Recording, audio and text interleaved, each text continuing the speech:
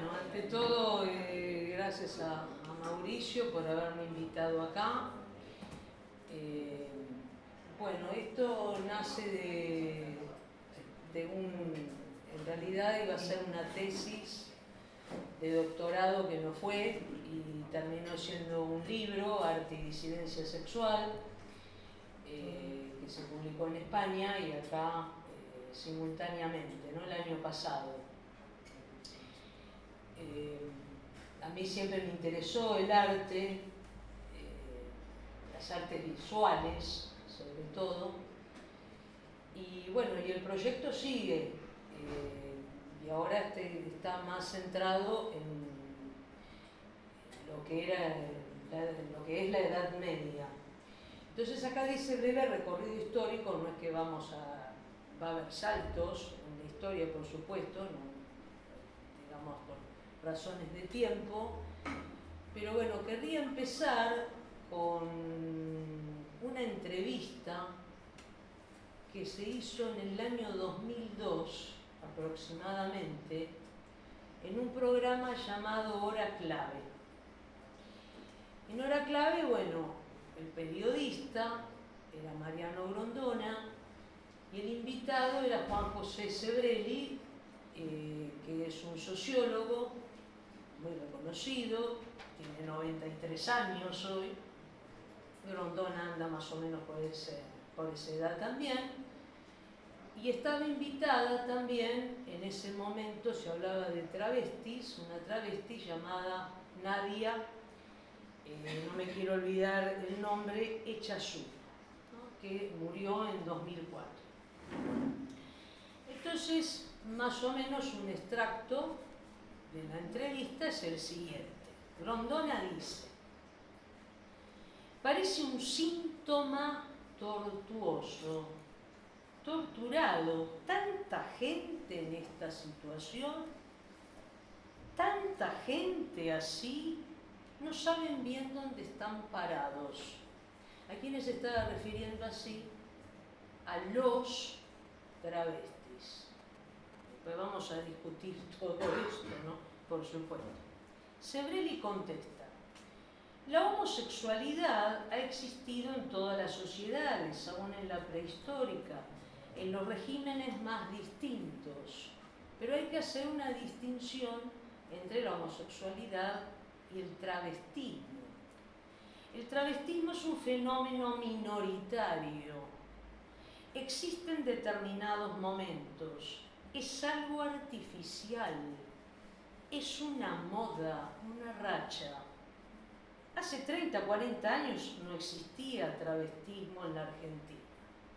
Bueno, ese es el recorte que yo hago. Por supuesto que todo esto es una falacia, porque lo que vamos a llamar, y no por nada, disidencia sexual, ha existido en todas las épocas. No se trata de una moda, no se trata de una racha. Además es muy controversial que Sebrelli lo diga, porque él mismo es un disidente. Y un disidente, confeso, en una época, en los años 70, en la Argentina, donde no se decía. Entonces todo es muy extraño en esa entrevista, donde bajo la mirada de Nadia, que estaba, no lo podía creer lo que escuchaba, y se animó, después le dieron la palabra, y se animó a decir: esto no es así, porque yo misma conozco travestis de hace más de 20 años que están triunfando en el Folies Bergère, es un teatro de variedades de Francia. Bueno, mucha bola no le dieron, por supuesto. Con esto quiero empezar para decir que con diferentes categorías, con diferentes taxonomías, más o menos peyorativas, les disidentes existieron siempre. Y así comenzamos. Entonces, esta es, digamos, un fotograma del programa Hora Clave. En el centro está Grondona, aquí está Sebrelli, y aquí a la derecha la tenemos a Nadia. Y todo, la conversación estaba centrada en los dos varones. ¿Sí? El que no podía creer, que dice que es un síntoma, ¿no? Como tanta gente así se pregunta, ¿qué les pasa? Bueno, y nadie ahí. Bueno, pasamos a la próxima. Y aquí tenemos a Michel Foucault, y esta, bueno, acá tenemos a Eva, que le está entregando una manzana a Adán.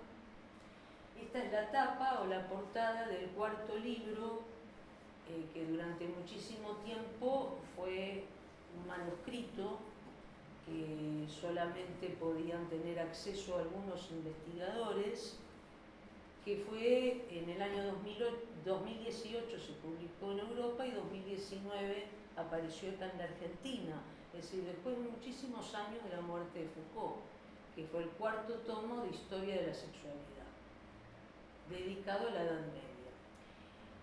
Entonces, por eso elegí esta foto de Foucault de todas las que podría haber elegido, ¿no? Foucault, en otro texto, que es un llamado Prefacio a la Transgresión, que es de 1969,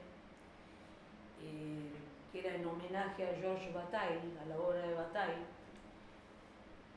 dice que suele pensarse que en el mundo contemporáneo, o sea, el mundo contemporáneo a él, que era finales de los 60, pero podemos pensarlo hoy en día, se cree que se descubrió y se puede descifrar la verdad respecto de la sexualidad. Es como que nosotros sabemos todo acerca de la sexualidad, cuando esto no es así.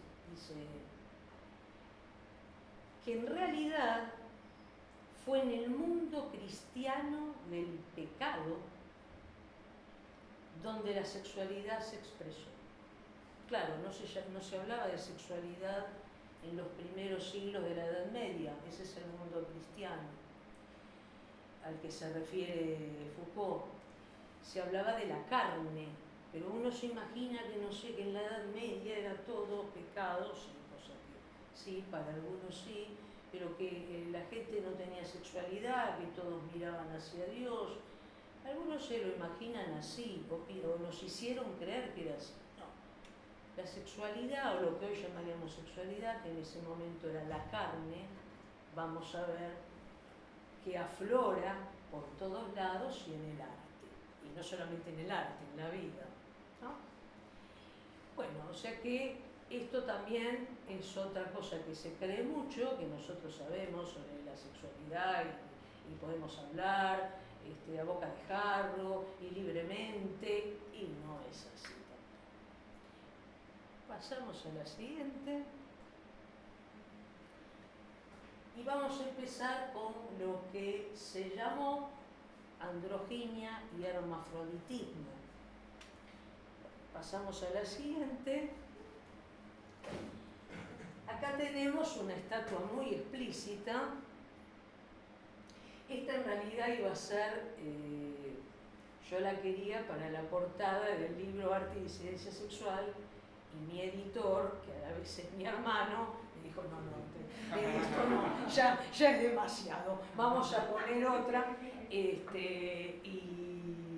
bueno, en realidad se eligió una más tranquila, digamos, que es una pintura de Moreau, que después vamos a ver a Gustave Moreau, que es un pintor simbolista del siglo XIX, y hablaba de lo mismo, de la androginia, entonces, bueno, pero esta era la que yo quería.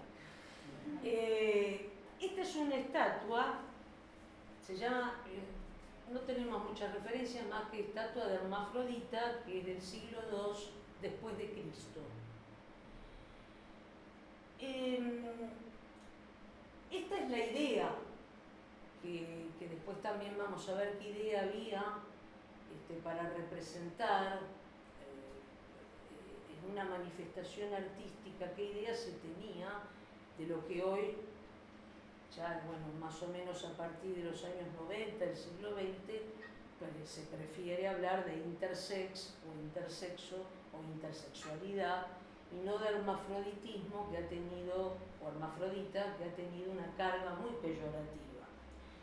Entonces, se pensaba que era una cosa así, ¿no?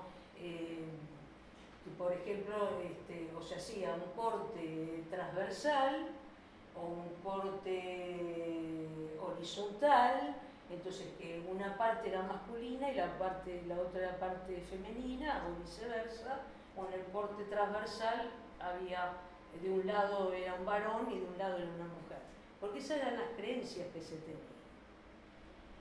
Entonces, vamos a pensar con Foucault que cada época privilegió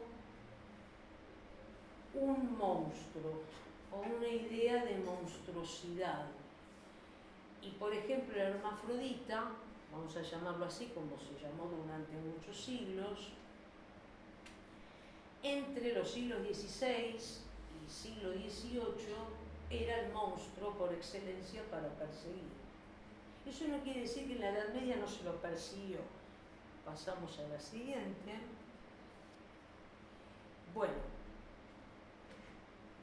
esta es una escultura en mármol que se la conoce como hermafrodito durmiente. Pero lo curioso de acá es que el cuerpo, la parte del cuerpo, es una copia romana del siglo II a.C. y que fue restaurada en el siglo XVII, más o menos entre 1619 y 1620. Y lo interesante es el colchón, que ustedes ven, que eso también se hizo en el siglo XVII, lo hizo Bernini, ¿no? Un escultor neoclásico.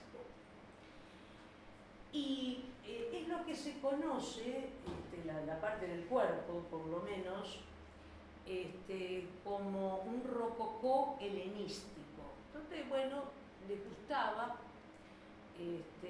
hacer obras de temas alegremente eróticos, así lo llamó un reconocido historiador del arte, ¿no? Lucy Smith. Bueno, aquí se lo ve durmiendo, ¿no? Parece como una figura más bien femenina, pero bueno, se lo llamó hermafrodito durmiendo. Pasamos a la siguiente. No sé si se va a poder apreciar mucho. Esto yo lo tomé del libro porque no lo conseguí. O sea, en un momento lo conseguí en internet y después lo quise buscar y desapareció. Hay cosas que uno no sabe o que están ocultas, y dice contenido explícito, bueno, no lo quiero ver. Y te lo tapa y qué sé yo. Bueno, pero entonces tuve que sacar una foto como pude de mi libro. Esto pertenece al libro de maravillas, está en francés, de Jean Mandeville. Lo podemos situar más o menos entre el siglo XIV y siglo XV, Edad Media.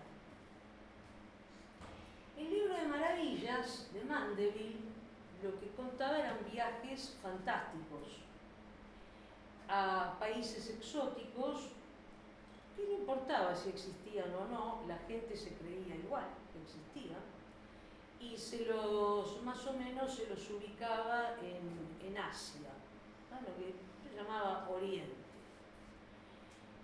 Entonces lo que existían eran diferentes pueblos, lo que pensaban que existían eran pueblos, donde había, los habitantes estaban desnudos, tenían riquezas, no necesitaban trabajar, todo bárbaro, pero eran monstruos. Diferentes tipos de monstruos, por ejemplo,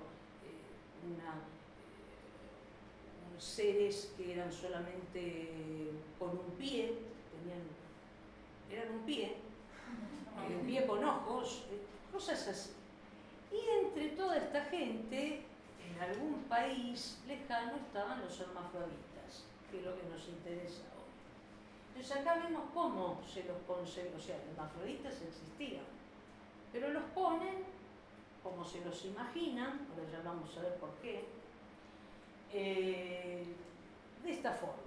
Entonces acá vemos 4 sujetos, uno está oculto detrás de los arbustos, los otros 3 no. Y aparece por algún lado, no sé si está por acá, un alce. Entonces, ¿cómo se consigue la concepción de la hermafrodita acá? Era la parte de arriba, femenina, en este caso, los órganos genitales masculinos o viceversa. Los órganos genitales femeninos, que también sabemos que no es así. Pero en la Edad Media esta era una forma en la que se concebía a los hermafroditas. Ahora, ¿qué pasaba con los verdaderos hermafroditas que no había que ubicarlos en países exóticos, lejanos y llenos de riqueza y que estaban desnudos y libres como el viento?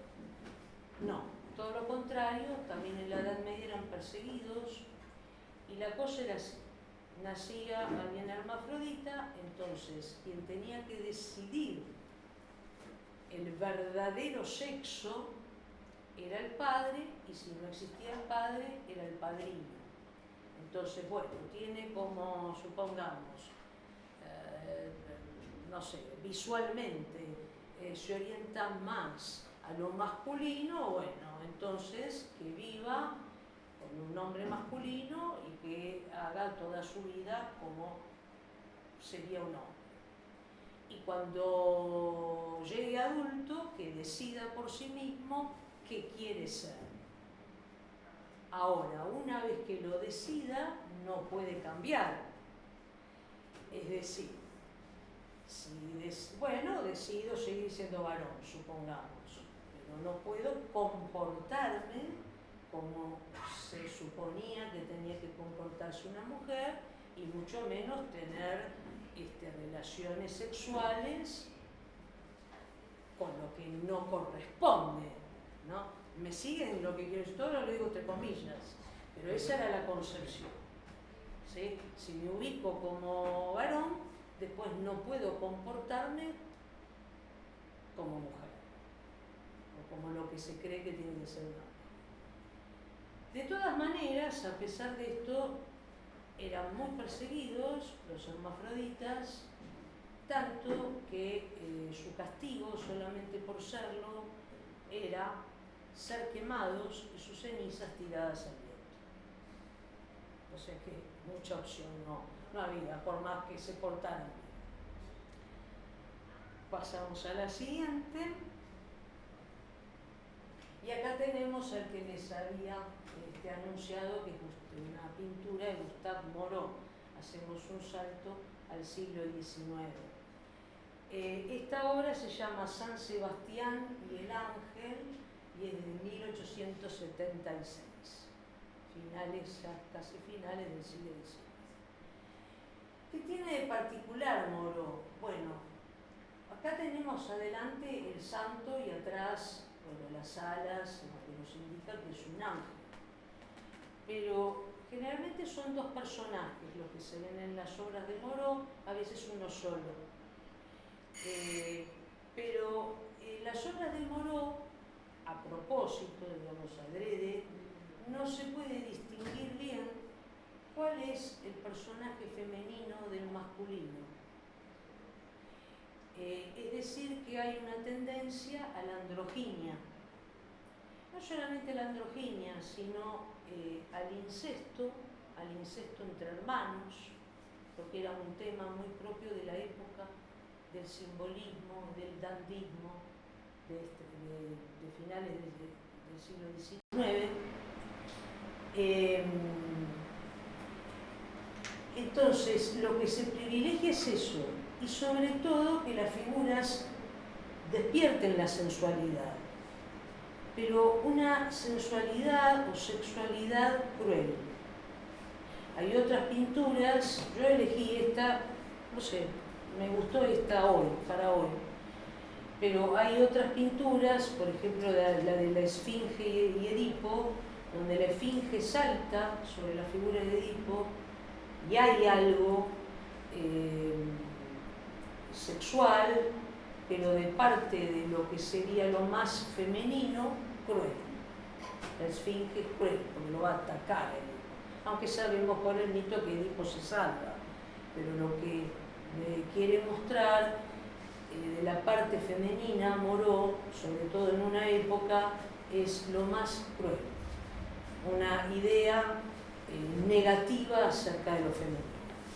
Y después también esta indiferenciación que está haciendo, que es propia además de la época. ¿Sí? Hasta acá yo hablo sin parar. No sé si quieren hacer algún comentario o pregunta. Yo estoy enganchadísimo. O quieren hacerlo después, que termine, no sé. Después, bueno, yo soy muy de hablar sin parar, me engancho, así que, bueno, sigamos. Bueno, ahora entramos cada vez más en terreno más espeso. Sodomía, homosexualidad. Y otros términos, ¿no? Más o menos discriminatorios. Bueno, la siguiente. Bueno, acá no sé si se puede apreciar muy bien, ¿se ve qué es lo que pasa? Sí. ¿Se ve qué es lo que pasa? Bueno, acá lo que tenemos es, en el medio, una figura que es un demonio, y a los costados son dos varones que están tomados por los testículos y se los va a llevar el demonio. Esto es interesantísimo, aunque parezca que no. Primeramente, esto pertenece al estilo románico, que se dio en la Edad Media entre el siglo XI y siglo XIII, más o menos. Es una escultura. Entonces, hasta acá todo bien, bueno, una escultura, qué sé yo. La cuestión es dónde se encuentra esta escultura. Se encuentra en una catedral, en la Catedral de Tudela, en Navarra. El estilo románico se dio en varias, por supuesto, en varias partes de Europa, pero este tipo de cosas que estamos viendo, sobre todo se dio en España, en lo que fue el Camino de Santiago, en muchas catedrales, en muchas iglesias, más o menos pequeñas, en Francia también, y uno puede pensar que esto estaba afuera de la iglesia, pero a veces estaba en capiteles, en canecillos, y otras veces en pilas bautismales, por lo tanto, no solamente afuera, sino adentro de la iglesia. Entonces, no solamente este tipo de cosas, bueno, un demonio que se lleva a los sodomitas, después vamos a ver, esta es la palabra que se usa, se lleva a los sodomitas para castigo, ¿no? Y se los lleva al infierno. Pero no solamente este tipo de cosas, hoy porque nos convoca la disidencia sexual, pero hay todo tipo de esculturas, con todo tipo de cosas, personajes femeninos y masculinos mostrando sus genitales, así, levantándose su ropa, o figuras femeninas abriéndose la vulva, o en todo tipo de coito. Esto en las iglesias. En las iglesias de la Edad Media. Pero uno puede decir, bueno, estaban muy arriba, entonces, bueno, pero estaban. Y teorías sobre esto hay muchas, es decir, que podían tener un objetivo moralizante, pedagógico, para que la gente se inspirara y tuviera sexo, o por un sentido transgresor. La cuestión es que están, y están hasta el día de hoy. Esta es una. ¿Ah? ¿Seguimos? Las diferentes diapos. Bueno, se ve, está clara. Interesante.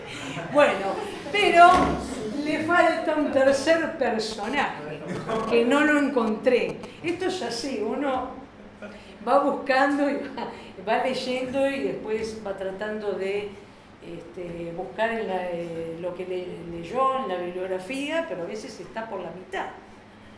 hay un tercer personaje que contempla la escena. Y ese es el que me faltó. Acá tenemos este personaje, bueno, los genitales muy marcados, tiene un palo que sostiene por la boca y lo mete en el ano del tercer personaje que está ya casi como saltando de la escena. Bueno, vamos a explicar dónde se encuentra esto y qué quiere decir. Un segundito. Bueno,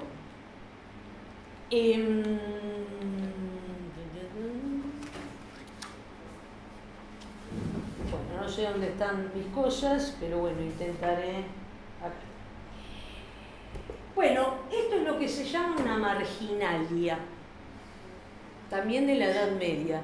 La marginalia eran dibujos, garabatos, a veces glosas, o sea, palabras, que se ponían en general a los costados, en los márgenes de los manuscritos, que se llaman códices. No tenían que tener necesariamente que ver con el tema de la página central. A veces aparecían en el centro, aunque también se llaman marginalia, aunque aparezcan en el centro.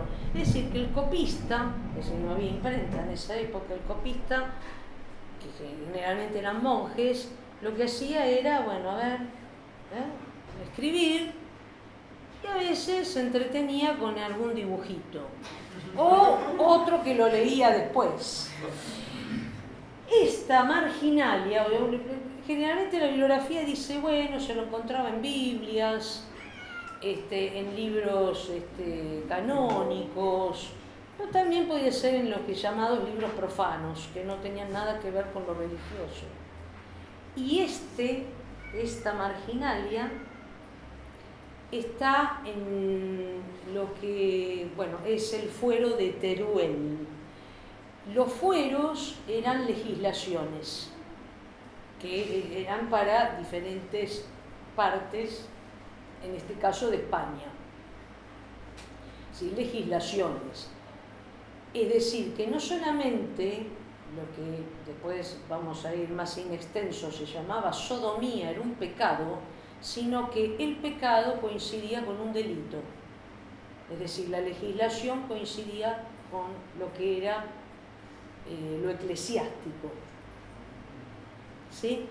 Entonces esto está dibujadito en un fuero, es decir, esto que es la legislación, y está dibujado a modo de injuria. Es decir, la injuria podía darse en forma verbal, oral, o podía darse en forma de dibujo o en forma escrita. Y la injuria era ser sindicado como un sodomita, lo fuera uno o no. Entonces, ¿cómo se podía comprobar esto? ¿O por qué se hacía esto? Por ejemplo, si yo tenía una cuestión política, era un político, un alcalde, un juez, algo así, y me molestaba la labor de otro, ¿no? Los indicaba de sodomita, o sea, primero empezaba el rumor. Estuviera esta persona en la ciudad o no. Y si no estaba, mejor. Entonces el rumor pasaba después al oficial, se hacía público, y si tenía testigos de que eso era así, el tipo era un sodomita, lo fuera o no, no importa.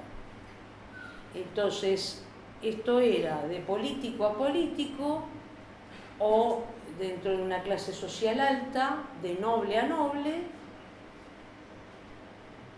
o una clase social media, pero digamos, los que pertenecían a clases sociales más bajas no podían debido a los costos, y los costos eran económicos y también sociales, ¿no? Porque podía haber una reprimenda o una cosa peor. Entonces, ser sindicado como sodomita era una injuria. Acá se está haciendo una injuria, no algo que uno puede decir, bueno, qué divertido, pero no lo era. acá hay una acusación de alguien hacia alguien. ¿Está? ¿Seguimos? ¿Seguimos? Bueno. Bien. Esta la encontré hace poco. Dice Alami, porque es una página que tiene obras, tiene casi todo lo que uno quiere encontrar, lo tiene esto, pero está esto, que bueno, que no lo puedo, yo por lo menos no lo puedo quitar, porque bueno, estas obras se compran, entonces lo tiene esa página. Pero es muy interesante lo que aparece acá, no sé si lo pueden observar bien. Esto también es medieval. Después voy a decir dónde se encuentra. Acá lo que vemos es una pareja de varones, ¿no? Amándose, bueno, qué sé yo, mirándose, abrazándose, y hacia el otro costado una pareja de mujeres. Y en el medio los demonios de siempre, ¿no? Entonces, rodeando los demonios, acá hay 1, 2, por lo menos 3, yo cuento. Bueno, pero a pesar de los demonios, cada pareja está en la suya y están alegres, no se lo ven muy tristes que digamos. Esto está en una Biblia, no es una marginalia, no es alguien que alguien puso después, no. Son las Biblias llamadas moralizadas. Esta es la Biblia moralizada de Viena, del siglo XII, creo. A ver, no quiero dar un dato por otro. Sí, cómo no. Aplausos. Bueno, no sé por dónde anda, pero bueno. La Biblia moralizada creo que es del siglo XII. Las Biblias moralizadas, en una Biblia común y corriente, lo único de especial que tenía que eran iluminadas. Iluminadas es que tenían esto que se llama miniatura. Las miniaturas son como pequeñas pinturas. Entonces, eso es la Biblia moralizada. No sé qué pretendía, porque la verdad, a lo mejor la pretensión es que asustar a la gente. Mirá lo que te puede pasar, el demonio te puede llevar, podés ir al infierno, pero la gente se la ve muy contenta y feliz. Así que, bueno, pasamos a la siguiente.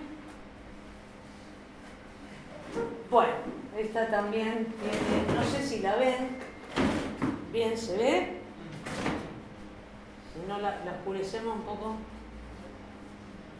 Ahí está. ¿La ven bien? Bueno. Esto yo lo tengo, lo puse un poco cortado porque lo interesante es lo de arriba y un poquito lo de abajo, pero acá hay una historia, hay un relato. Esto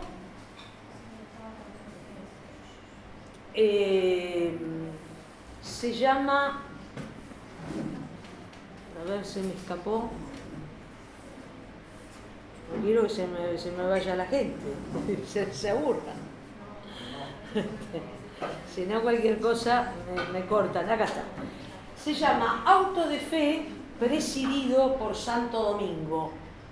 Es un óleo ya finales de la Edad Media, ya es el 480, 1493, 1499.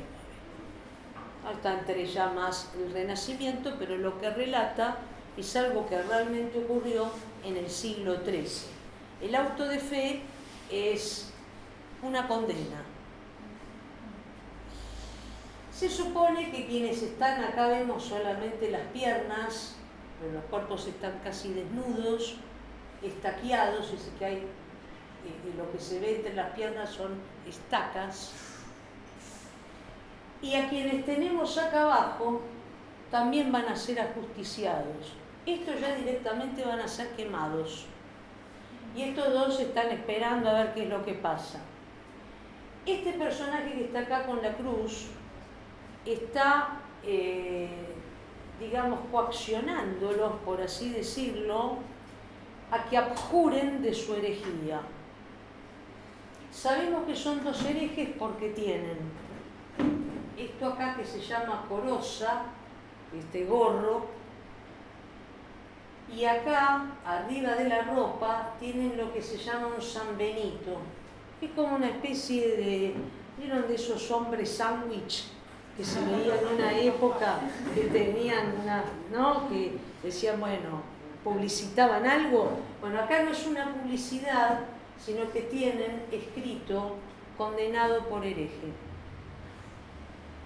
Entonces están a la espera de si abjuran, sí, no, me arrepiento de lo que dije, a lo mejor son salvados. Esto ya no. El tema es que, y acá en el centro, bueno, hay un caballo, qué sé yo, eso no nos importa tanto, pero por acá estaría Santo Domingo. Por eso se llama auto de fe, ¿no? Presidido por Santo Domingo. Hoy hay unos soldados, hay un montón de gente. La cuestión es que estos van a ser ajusticiados. Esto seguro y esto seguro. Pregunta, ¿y está sentado en la escalera? ¿Este? Sí. De este personaje no tengo, recién lo veo, pero... sí, es interesante.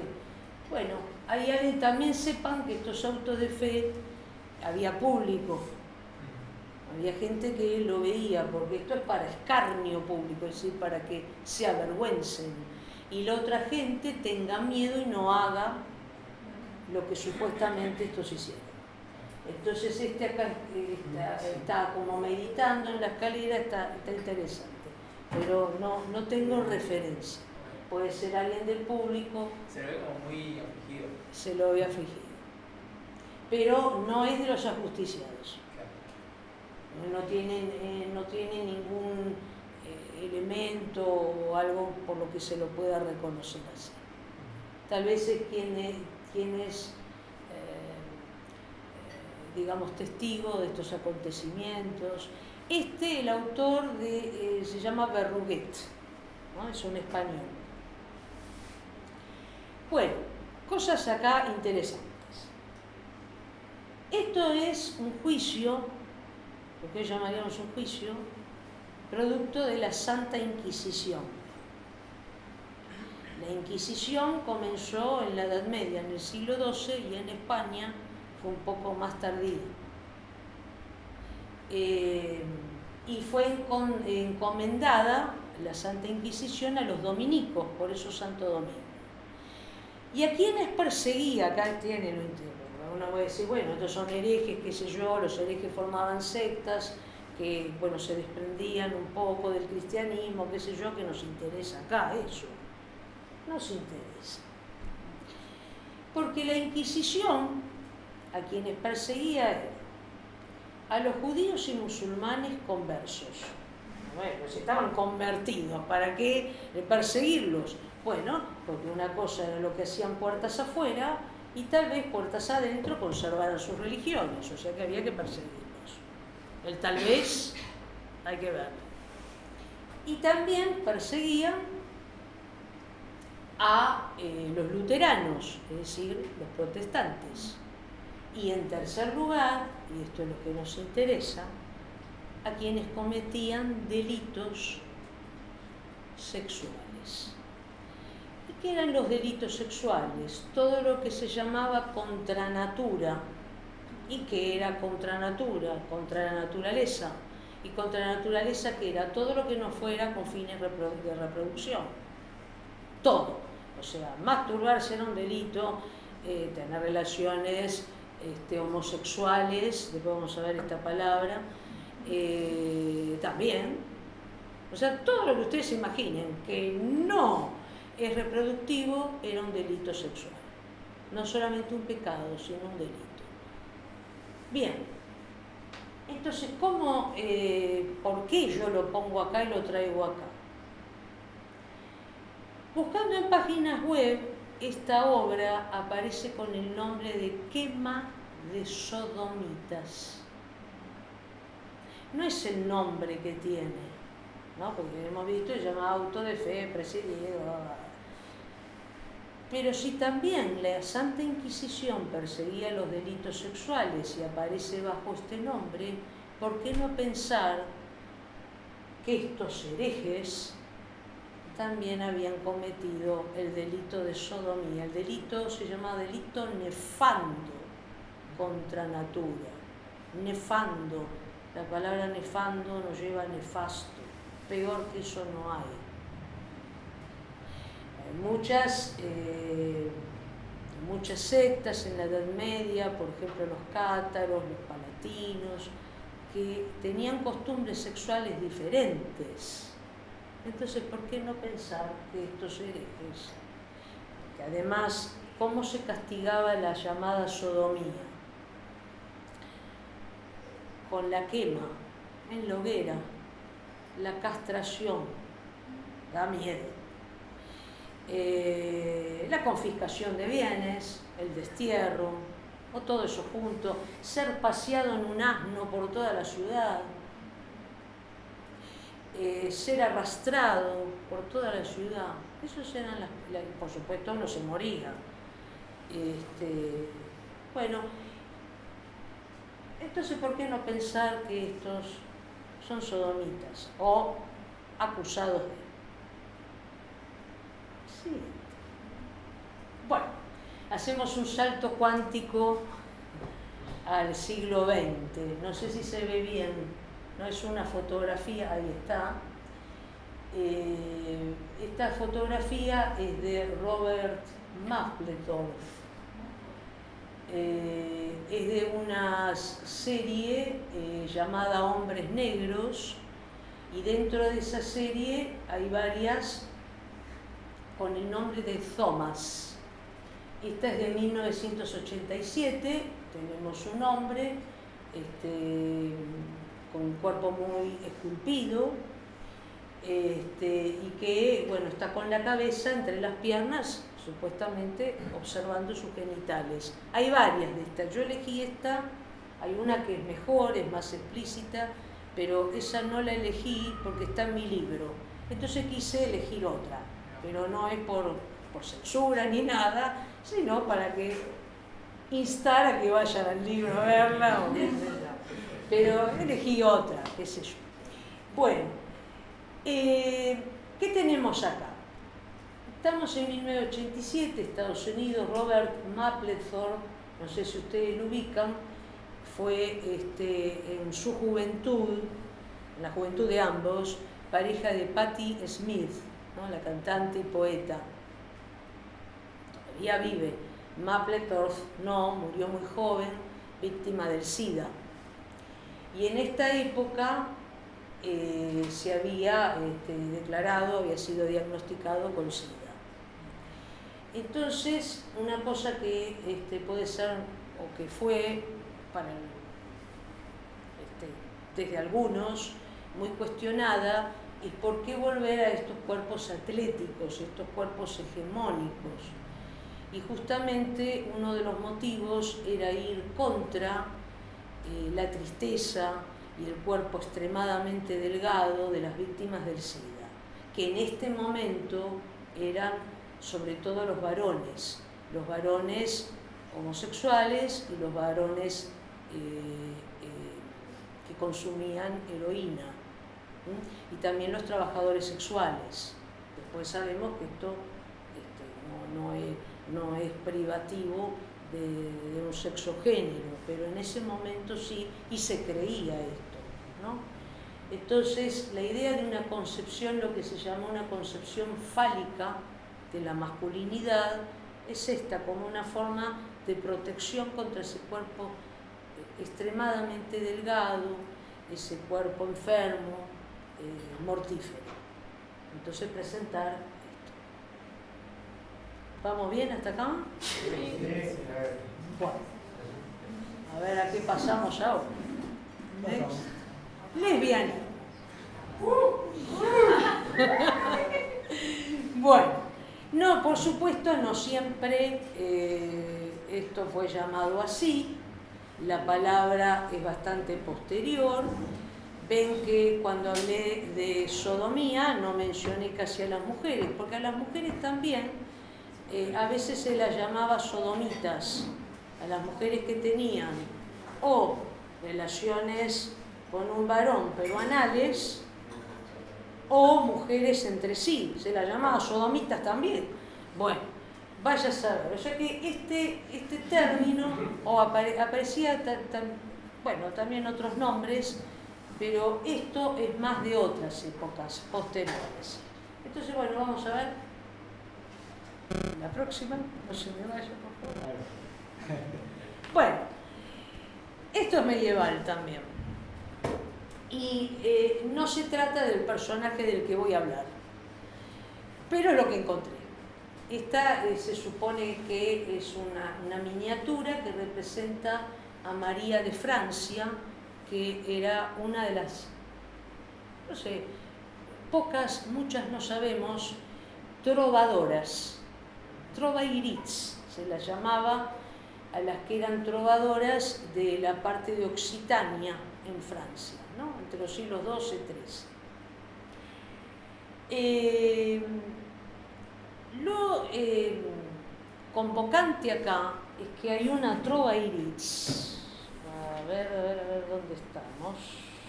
Acá está. Llamada Vieillis de Romance. Esta muchacha es autora de una canción es un poema canción que ustedes pueden encontrar en YouTube, hay muchas versiones, algunas mejores, unas no tanto, que se llama Na Maria Prets y Fina Valors, como decir Señora María llena de valores y de belleza. Esto está en provenzal o en la lengua occitana, con mejores y peores traducciones también al español.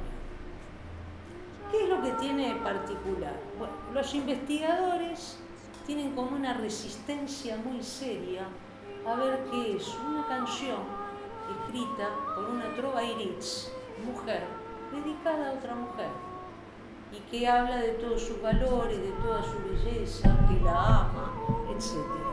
Entonces los investigadores dicen, no, en realidad la escribió un varón.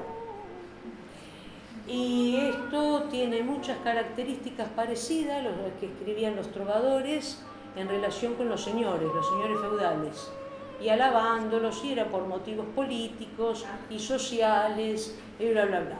Ese es uno. No, en realidad está dedicado a la Virgen María, porque dice Na María. O en realidad está dedicado a que era muy común que una mujer le escribiera esto a una amiga, a una conocida o a una parienta. Una amiga. Es claro. Ahora le dicen amiga. Sí, ahora le dicen amiga. Pero, claro, cuando hablaban de amiga, era de una amiga cualquiera. Bueno. Uno lee y hacen lo imposible por no decir simplemente que es una canción de una mujer dedicada a otra mujer. Entonces, por eso me pareció interesante ver cómo está en un escritorio, sí, lo que llaman un scriptorium, copiando su canción, copiando su poema. Es Clairo. ¿Cómo? Clairo. No sé. Una cantante que... Fue la primera Clairo. Una cantante que es como un icono en la comunidad, digamos. Ah, no, disculpen, no. No, es una Bueno, le canto una canción también a una mujer. Sí, y ustedes, bueno, no sé si tendremos oportunidad, pero si podemos escucharla. Hay una versión que a mí me gustó mucho de esta Ana María, o Ana María, pues no lleva tilde, que es, no porque sea una gran voz, sino por lo que transmite todo ese amor y toda esa angustia, porque le dice, no le des dicho de otra manera, ¿no? No le des bola a ningún pretendiente, no mires a ningún pretendiente, varón, y todo lo desgarrador que no es una gran voz, pero lo que transmite sí. Bueno, Vamos a buscarla si querés. ¿le quieren escucharla ahora? Bueno, lo que pasa es que no sé si va a estar... En YouTube. Sí, está en YouTube, pero no sé si va a estar la que yo digo. Cuando termines. O cuando termine lo escuchamos. Dale. ¿Sí? Bueno. Por ahí también quieren... no sé si no hay otra cosa también para... Bueno, pasamos. Acá no me van a decir que es una parienta, que es un señor feudal, nada por el estilo. Bueno, hacemos un salto cuántico al siglo XIX. Esta también, yo digo, Ay, perdóname, la historia que contaste antes, ¿de qué siglo era? ¿Lo dijiste? siglo XII. Siglo XII.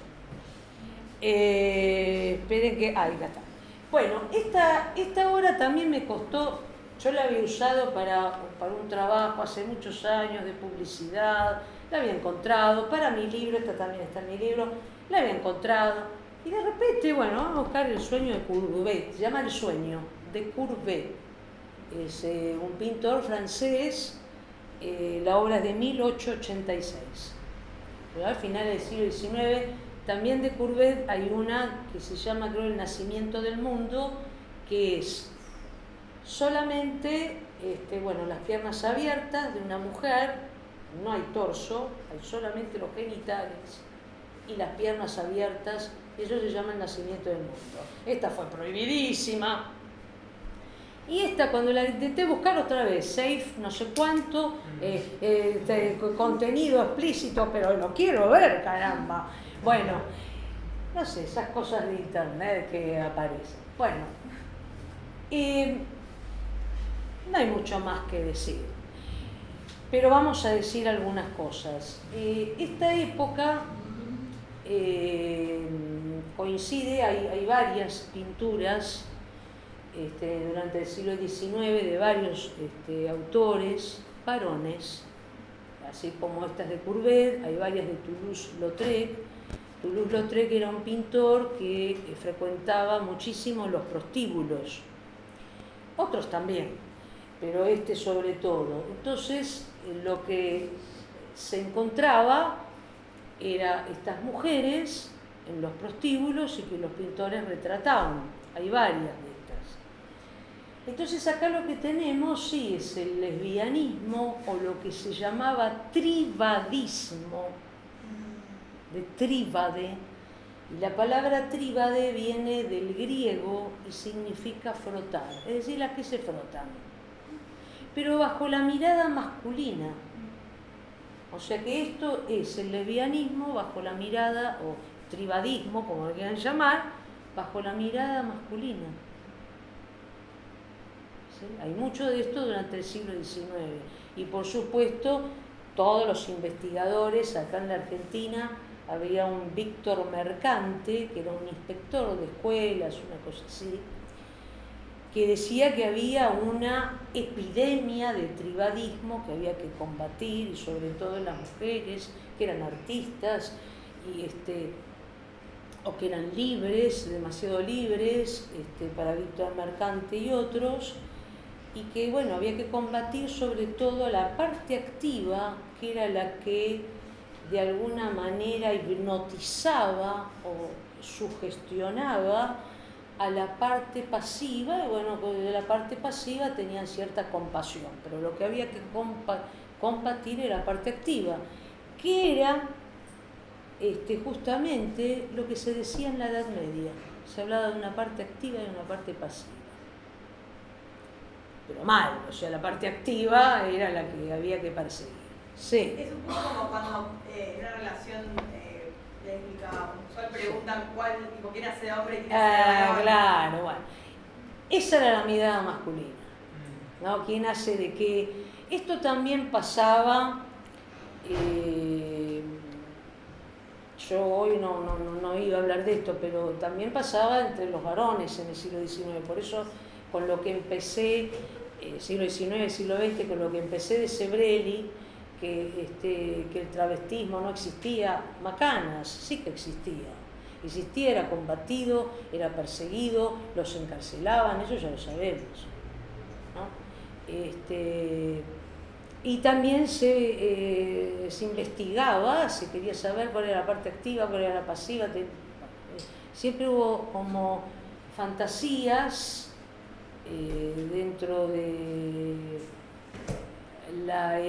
lo heteronormativo, la heterosexualidad acerca de eso, o sea, como una fantasía, no sé, como algo, no sé, hasta morboso, no porque lo sea, sino porque lo es en quien pregunta. Bueno, tenemos invitado. Sí.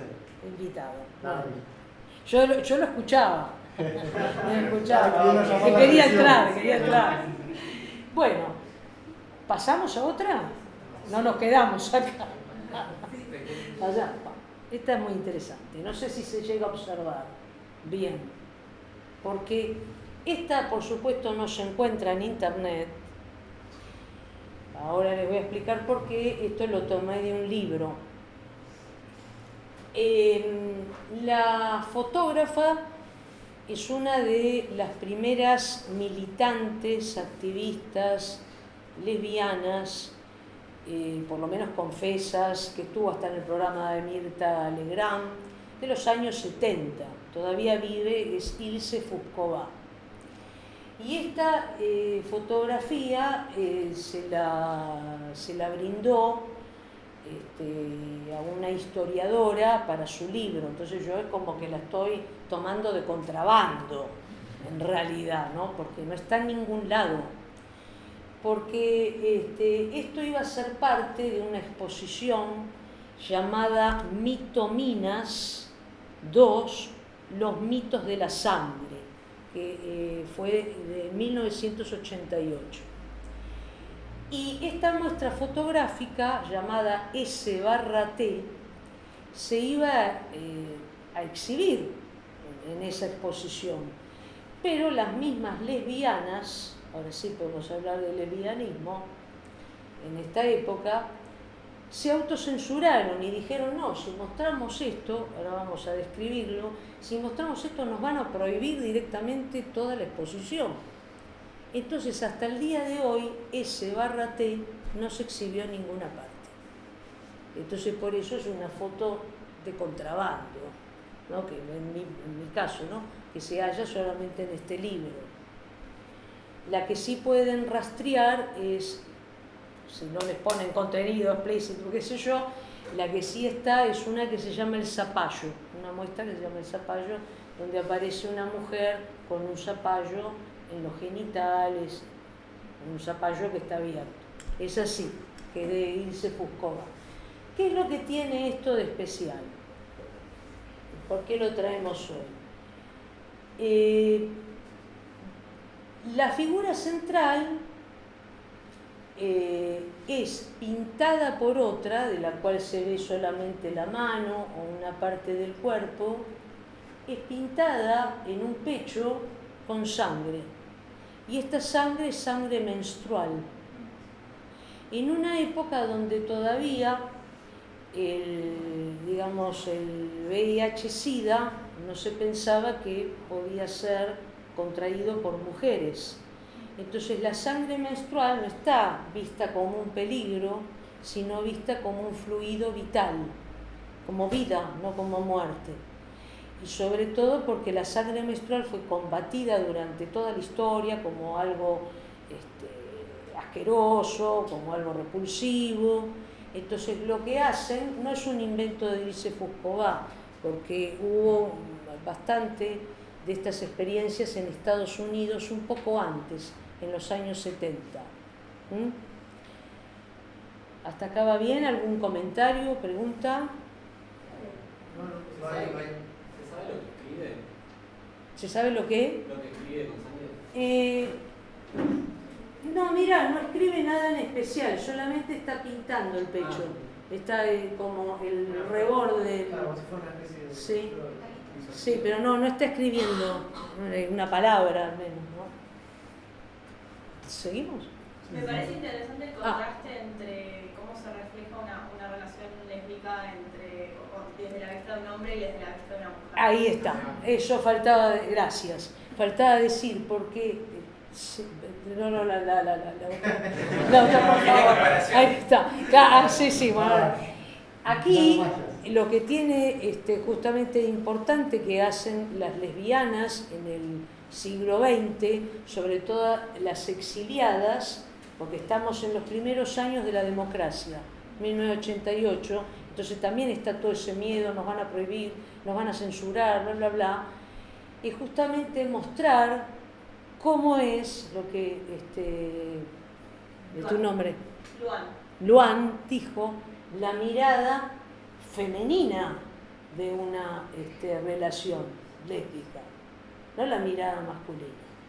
Pero eso recién, por lo menos en la Argentina, un poquito antes, en los años 70, en Estados Unidos, se puede hacer.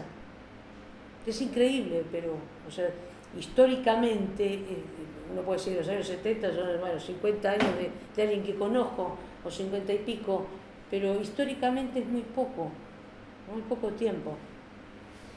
Si querés poner la otra, no sé, hacemos un ping-pong.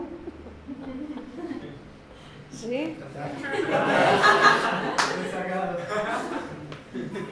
Bueno, no quiere decir que el anterior no tenga su belleza, pero poniéndolo en contexto es dos mujeres en un prostíbulo, es decir, tiene como una cuestión de mucha tristeza, ¿no? Dos mujeres que se refugian una con la otra después de haber atendido clientes masculinos. Entonces, ese es el contexto. El otro no, tiene algo de festivo. Sí. El contexto me hace sentir como incluso que la persona que lo retrató la siento medio invasora en ese momento. Claro. De la intimidad. Que es voyerista. Claro.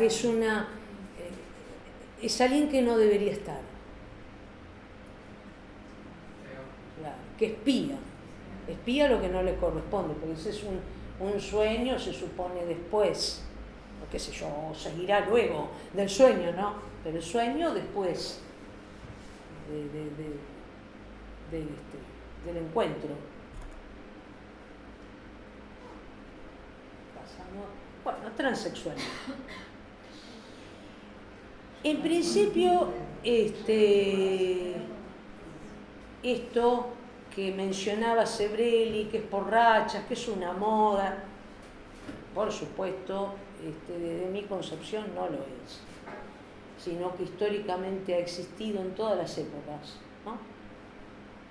Y en todas las culturas, con diferente nombre, claro. Entonces, lo que hoy llamamos trans, en realidad, en otras épocas, bueno, se ponía como en un término paraguas, ¿no? Transexualidad, a travesti, las transexuales o los transexuales se pensaban que eran quienes habían atravesado un proceso quirúrgico, quienes se habían operado eran transexuales, quienes no pasaban por una intervención quirúrgica, no. Entonces travestis, transexuales, intersexuales o hermafroditas o qué sé yo, todo iba a parar a la misma bolsa. Yo no creo que sea así. No estoy de acuerdo con eso. Bueno, me faltó decir algo sobre la homosexualidad, pero bueno, después volveré. Pasamos. Bueno. No sé si se ve bien esto.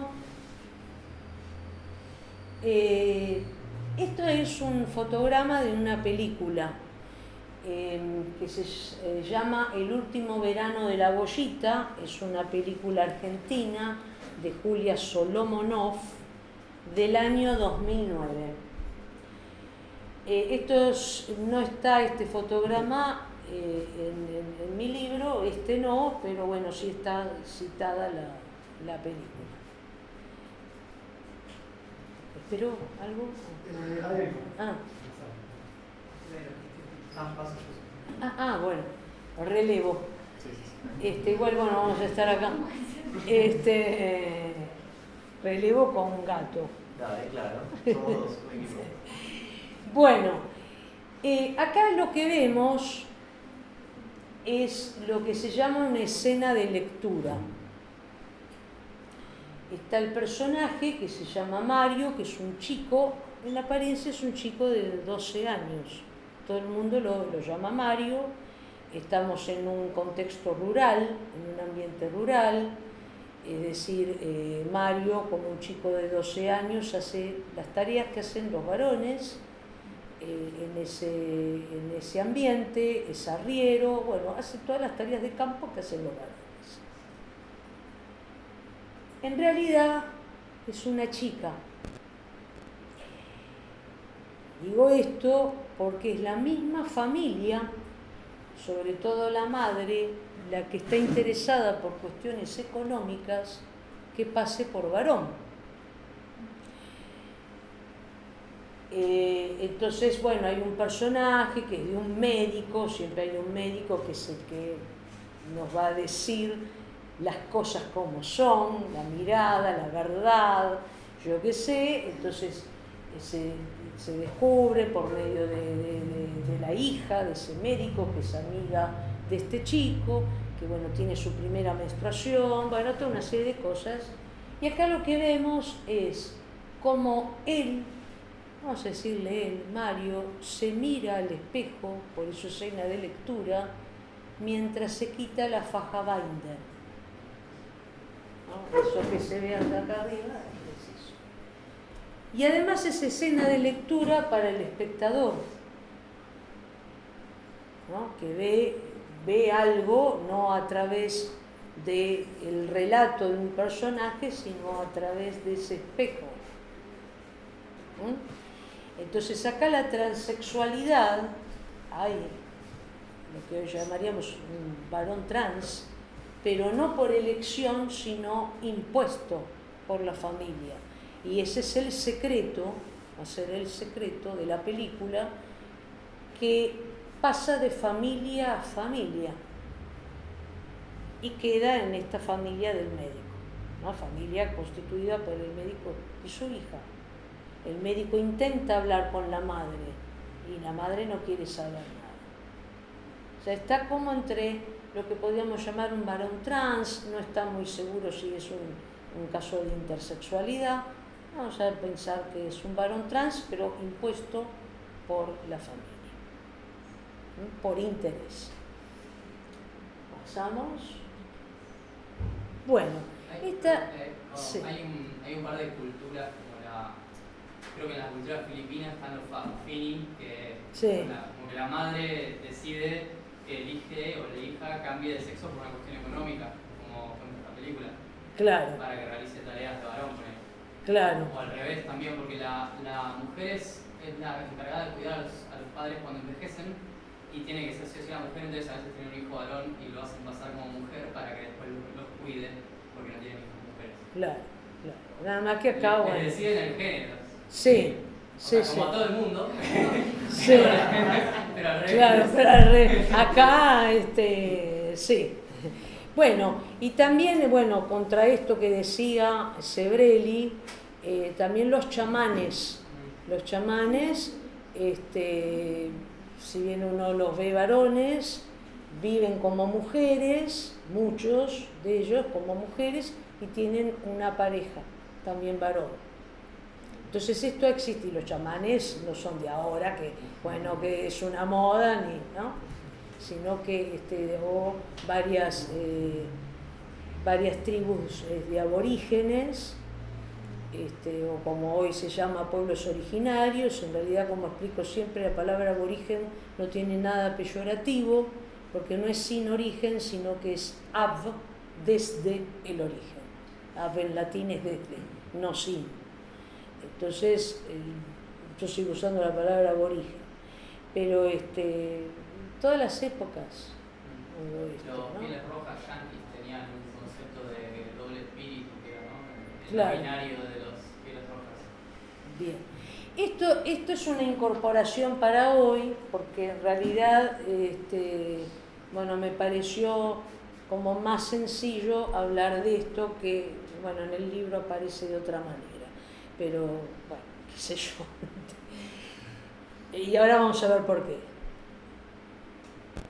Próxima. Esto sí está en el libro, no lo conseguí en internet otra vez, o sea, tuve que tomar una foto, o sea, se conseguía, pero por partes. Esto que ya es una parte, por más partes, o sea, más Jack del Destripador. Entonces, acá esta obra también es una fotografía, se llama Hermaphrodite Torso y es de la Grace Volcano y es de 1999, a finales del siglo XX. Bueno, de la Grace Volcano es una persona intersex, es, no sé cómo, voy a decir el masculino porque es la última identidad que él asumió, pero también dice que a veces pasa por varón, por mujer, pero yo voy a usar el masculino para más facilidad, o sea, uno va escribiendo, puede escribirlo distinto, pero bueno.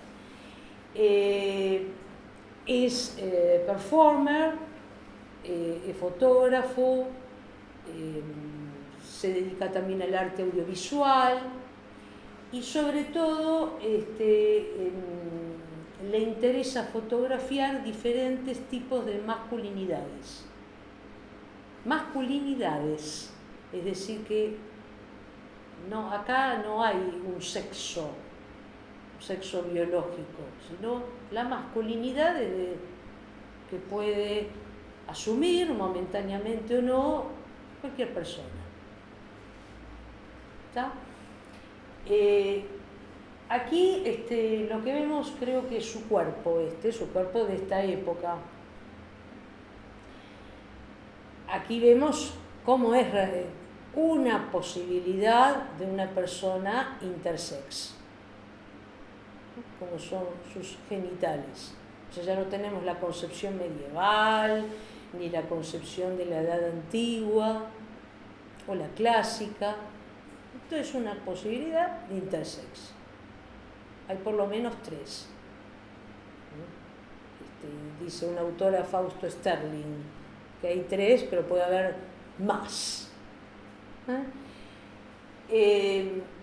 Lo que aquí vemos en el torso es como si fuera un juego de tatetí, ¿no? Que en realidad no es eso. Entonces, uno podría pensar acá, estas son las marcas de las personas intersex obligadas casi al poco tiempo de nacer o al nacer, cuando se le decía, los médicos le decían, los endocrinólogos, los cirujanos le decían a los padres, bueno, para que no sufran en el futuro ubicarla en un sexo o en el otro, y con su correspondiente identidad genérica. Esto se les dijo durante muchísimo tiempo, ¿no? Como si les estuviesen haciendo un bien. Entonces, estas son las marcas de una posible operación. Esto hay en algún lado unos corazones. Estos corazones indicarían la posibilidad de ser amades estos cuerpos tal cual son. ¿Se les permite amar o no? No, pueden ser varios interrogantes, o produce varios interrogantes estas marcas ahí. Porque muchas personas intersex, hay en la Argentina, un referente es un historiador, que hace mucho que es historiador, doctor en historia, y que seguramente ustedes conocen, a Mauro Cabral, cordobés. Es una persona intersex que lucha hace muchísimo tiempo, además tienen sus propios organismos también por las personas intersex, para que, digamos, a nadie se le ocurra operarlos o operarlas, sino que ellos mismas decidan qué identidad tener y a quiénes amar. No ubicarse en un determinado sexo género y el correspondiente como se pensaba en la Edad Media y se siguió pensando así. ¿No? Bueno, pasamos. Y acá tenemos, yo admiro muchísimo a este filósofo y nos dice muchas gracias Paul B. Preciado. Paul B. Preciado se considera un tránsfuga del género. Y esto me suena muy parecido a de la Grace Volcano, que dice que él pretende ser un exterminador del género. Esto es, no porque se quiera, tránsfuga, juega con la palabra tránsfuga, trans, ¿no? Por la identidad trans, y además trans por el tránsito, ¿no? El pasaje, ¿no? Transitar el género. Entonces, ser exterminador o tránsfuga del género y el preferir también usar, por lo menos para la investigación, la palabra disidencia, yo prefiero usar por ahora, a falta de una palabra mejor, puede venir dentro de unos años otra, porque las cuestiones de género van cambiando todo el tiempo, porque es la palabra que los mismos disidentes prefieren usar, porque la palabra diversidad, o sea, disidencia es hacer una ruptura respecto de las identidades y respecto del sistema sexogénero. En cambio, la palabra diversidad viene de la cisgeneridad y de la heteronormatividad. Yo soy investigadora, soy psicoanalista, lo digo ya casi al final, con perspectiva de género, desde más o menos principios del siglo XXI. Siempre me interesó la sexualidad desde muy chica y por eso veo que a lo largo, bueno, primero fue orientada a la semiótica y a la publicidad, y luego ya la publicidad no me interesó más por varios motivos y me interesó más las cuestiones del arte, las artes visuales. Pero yo, bueno, inicio mi libro pidiendo disculpas porque yo pertenezco a esa... soy una persona cis, soy una persona heteronormada, pero que siempre se interesó por la sexualidad en general. Entonces, creo que no tengo... me quedaría mucho más por decir, pero prefiero que hablen ustedes y acá terminaría, ¿no?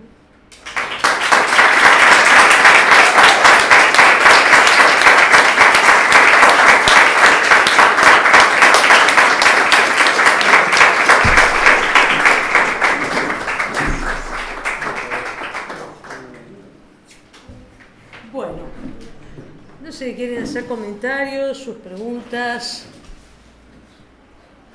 Yo tengo una... Sí. Cuando estabas hablando de la búsqueda del culpable, quién inicia o quién incitó a otros a la homosexualidad, ¿no? La búsqueda de que... Perdóname. Cuando se buscaba el culpable, a criminalizar... La parte activa. Claro, la Sí. diferencia entre lo activo y lo pasivo, bueno, el pasaje que hemos logrado hacer hacia dejar de pensar en criminalidades y pensar en el deseo. Como en esa distinción no hay actividad o pasividad. Claro. El deseo y hay relaciones que se dan y se construyen y se entraman a partir del deseo, que no tiene que ver con la moralidad, tiene que ver con otras índoles de bárbaro. Pero para llegar a entender eso, un largo camino, muchachos. Había una publicidad que decía, has recorrido un largo camino, muchacha, que era de cigarrillos, ¿no? En plena época del feminismo, ¿no? De uno de los feminismos. Pero se ha recorrido un largo camino. Y fueron las personas más jóvenes, ¿no? Fueron de sus generaciones las que lograron esto, ¿eh? Pero bueno, hubo, digamos, varias otras personas muy sufrientes, de vidas muy sufrientes, que lo trataron de abrir ese camino, ¿no? Pienso en Loana Berkins, pienso en Oscar Wilde siempre, ¿no? Que acá yo no hablé mucho de literatura hoy, pero Oscar Wilde, ustedes saben que fue condenado por el delito de un gran dramaturgo en la época victoriana, aplaudido por mucha gente, se la creía también él, muy soberbio. Esa carta que es un libro, ¿no? Que es una carta a su amante que lo traicionó. En la cárcel de Reading. Sí, es increíble ese libro. Sí, la balada, ¿no? Sí, ahí él va cambiando.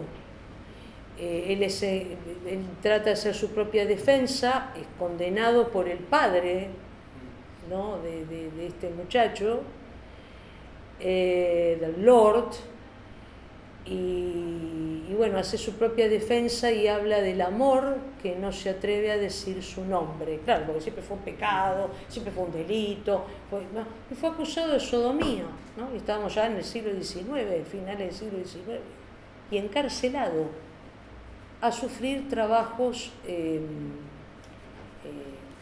no es trabajos pesados, bueno, no me sale ahora el nombre. Claro, trabajar, trabajo forzado, sí, pero no, hay otro nombre, pero bueno, dentro de la misma cárcel, o sea que es un trabajo sin sentido, insalubre. Porque después, bueno, estuvo creo que 2 años. Pero para una persona con su forma de vivir, era un dandy, bueno, hacer trabajos forzados fue devastador. Entonces vivió creo que 4 años más, completamente olvidado, denostado por la misma sociedad que lo elevó, y murió, o sea, murió de enfermo, muy enfermo. Entonces, Oscar Wilde fue una persona que sí que hizo, bueno, muy talentoso, nadie niega su talento, nunca, ¿no? Pero hizo un gran cambio espiritual, y abrió un camino, pero a costa de su vida, ¿no? Eso es lo terrible, que eso no hay que olvidarlo, ¿no?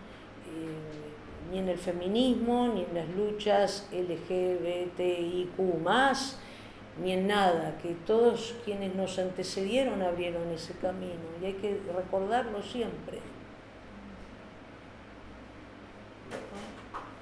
Sí. Me alegra mucho tener este tipo de charlas, pero me llama siempre la atención que estas charlas, que son parte de la historia, nunca es algo que vemos en el colegio. Todo lo que es, y lo que es incluso que no tienen cantando quizás con el arte, sino como con la historia más dura. No sé, he leído cosas de, no sé, muchas tumbas egipcias que se encontraron, que usualmente las parejas se las enterraban juntas y se habían enterrado 2 varones. Y también esa excusa de, bueno, son muy buenos amigos. Sí. Y pruebas como fehacientes de que eran pareja, y que primero son declaradas como amigos y después no son muy ahondadas, porque se le denomina peyorativamente como historia rosa, como si no fuera algo importante. Y Aquiles y Patroclo. claro. Bueno, eso es lo que me faltó decir, que Batman y Robin. bueno.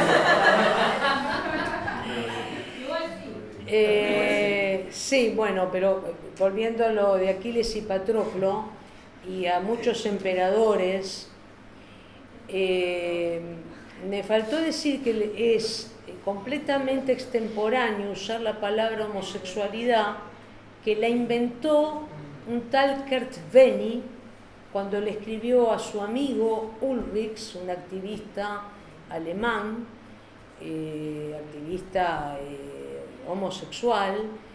Inventó la palabra homosexual y por lo tanto correspondiente heterosexual. Ulrich usaba la palabra uranista. De ahí el libro de Paul Preciado, Un apartamento en Urano. Porque esto de Urano es uno de hay varios discursos en un libro que se llama El banquete, un diálogo de Platón. Entonces un discurso lo da Pausanias y habla de estas personas de Urano, del amor entre dos personas del mismo sexo. Entonces hablar de homosexualidad en Grecia antigua es un error garrafal, porque primero la palabra no existía, segundo la relación entre amigos, la fratría, implicaba la amistad en todos los sentidos, también en un sentido sexual, porque para los griegos sí podían estar casados, podían tener su mujer o no, pero también tenían esta relación entre el amado y el amante, un hombre que era mayor y un efebo, un hombre, bueno, un adolescente diríamos hoy. O sea que para ellos la paidofilia no era el horror que sería para el mundo actual, porque el pensamiento de la época era otro, era ese. Sí tenían sus requisitos y sus reglas.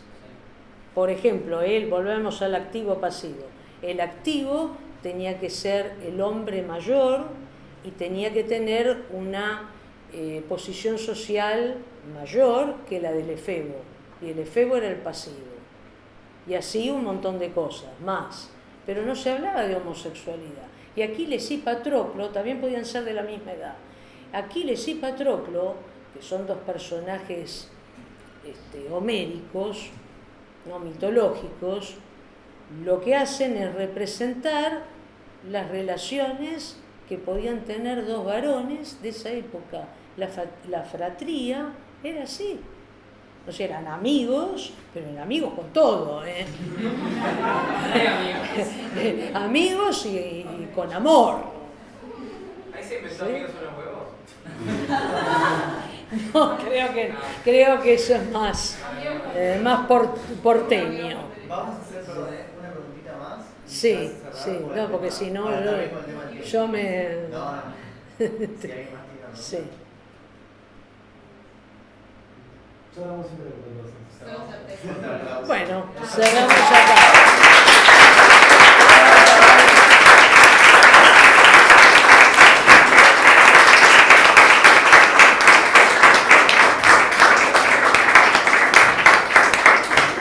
Gracias.